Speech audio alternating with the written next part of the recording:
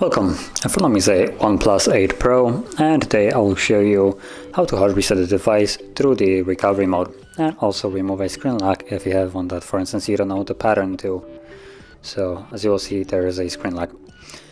So to get started, let's power off the device by holding power key and volume up. Select power off. And once the phone shuts off, you then want to hold power key and volume down.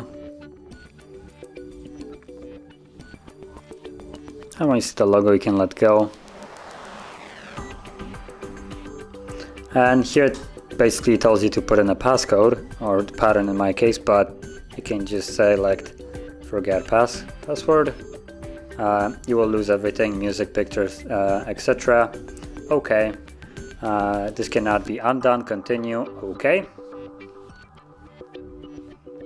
And that's about it. Now we just need to wait for the process to actually finish. So I'll be back once the setup screen is visible.